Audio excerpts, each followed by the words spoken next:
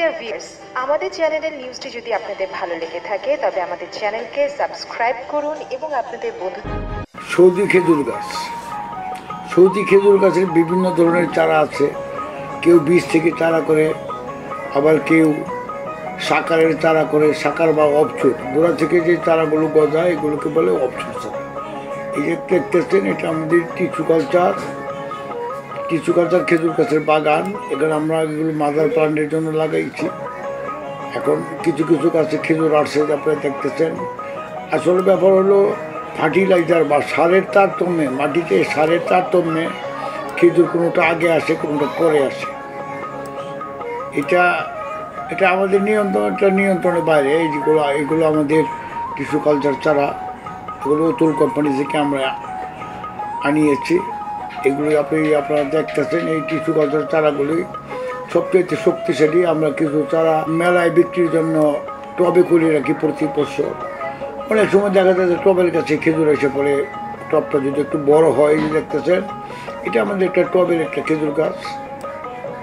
আর এই যে এটা হলো আজোয়া খেজুর, আমাদের মাটিতেই আমাদের কাছে আসছে। আর এই গাছগুলো আমরা সাধারণত মেলার জন্য রেডি করে রাখি। বৃক্ষ মেলা বিভিন্ন আমাদের এলাকায় মেলা হয়, তাছাড়া জাতীয় বৃক্ষ মেলাতে টিস্যু কালচার গাছের ডিমান্ড বেশি।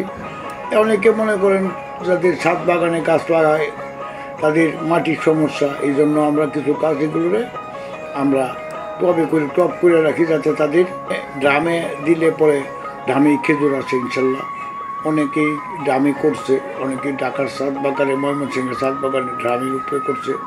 যাদের পর্যাপ্ত জায়গা নেই মাটিতে, তারা শহর এলাকায় যারা থাকে তারা টিস্যু কালচার চারা দিয়েই করে।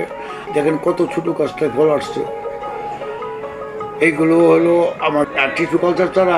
বিশেষ বিবেচনা হইল এই চারাগুলো সাধারণত রোগবালাই কম হয়, আর সবগুলো গাছ মহিলা হয়।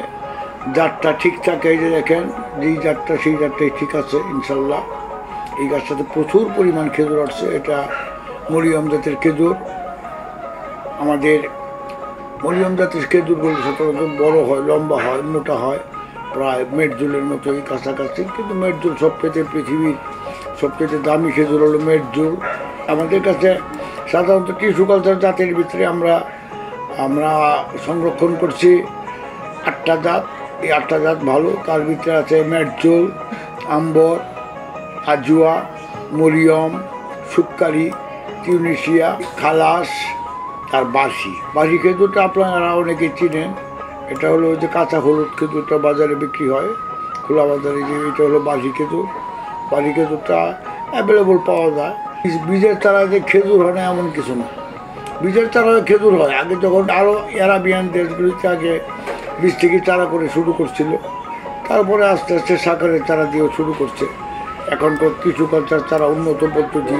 টিস্যু কালচার গাছে খুব তাড়াতাড়ি খেজুর ধরে, এটা সবাই আপনারা জেনে থাকবেন ইনশাল্লাহ। কাজেই আপনাদেরকে আমি উপদেশ দিব, অ্যাডভাইস করব যে আপনারা টিস্যু কালচার গাছ দিয়ে শুরু করে, তাতে আপনাদের খরচ বেশি। অনেক দীর্ঘদিন অপেক্ষা করার পরে যদি একটা গাছ পুরুষ হয়ে যায় তাহলে তো মনটা সবাই খারাপ লাগারই কথা, এটি স্বাভাবিক। কাজে আমি সবাইকে বলবো যে টিস্যু কালচার গাছ লাগান। আমাদের কাছে এই গাছগুলো টবে আছে, টবে রেখে দিয়েছি, অনেকেই চায়। সবাইকে ধন্যবাদ জানিয়ে আজকের মতো এখানে বিদায় টানছি। আসসালামু আলাইকুম রহমতুল্লাহি ওয়া বারাকাতুহু।